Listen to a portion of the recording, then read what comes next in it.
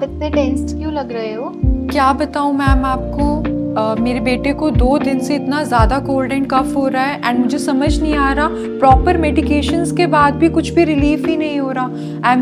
I have no idea कि what to do now. अरे ma'am, सर्दी में ये सब होना तो बहुत सी बात है।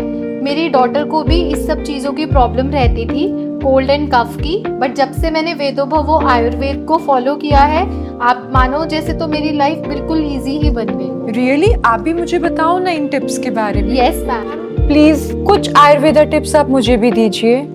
देखो, अकॉर्डिंग टू आयुर्वेद विंटर कफ कलेक्शन का टाइम होता है और बेबी की बॉडी में कफा दोष बढ़ने से उसको प्रॉब्लम हो जाती है, जैसे कि ओबेसिटी हो गया, खांसी होगी, जुकाम हो गया। बट जब से मैंने वेदो भवो को फॉलो करा है, मेरे को इसमें बहुत ज़्यादा हेल्प मिली है। आप भी वेदो भवो के एक्सपर्ट सोल्यूशन से कुछ ना कुछ ज़रूर कर सकते हैं। जैसे मैम?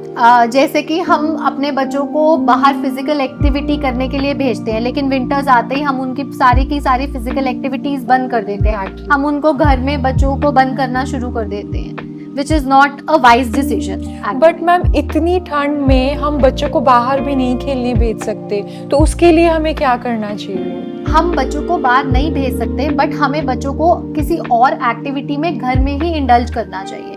जैसे कि हम बच्चों को प्राणायाम, योगा, कुछ भी ऐसी चीज़ें कराएं जिससे बच्चों की जो लंग्स होती हैं उनकी एक्सरसाइज हो जाए।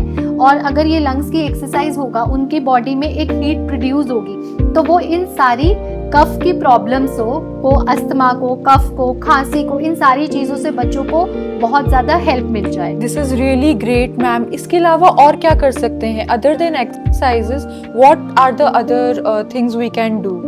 आप बच्चों को अलग अलग डाइट दे सकते हैं। आप उनको कुछ अच्छा खाने के लिए बोल सकते हैं, जैसे कि हमें इस समय फास्ट फूड नहीं खाना चाहिए, कोल्ड चीज़ें नहीं देनी चाहिए बच्चों को, जैसे कर्ड, बनाना। हम उनको कोई नेचुरल चीज़ें जो कि इस सीजन की होती हैं, जैसे मक्की की रोटी, सरसों का साग, तिल, बेसन के लड्डू, इस तरह की चीजें अगर हम बच्चों को देंगे तो बच्चों को इस दोष से बाहर आने में बहुत ज्यादा हेल्प मिलेगी। And ma'am, other than exercising और क्या चीजें हम कर सकते हैं? तो बेसिकली आप बच्चों को ये भी बोल सकते हो कि सरसों के ऑयल से अपनी मसाज करें। अगर बेबी छोटा है, आप उसकी खुद सरसों के तेल से मालिश करो।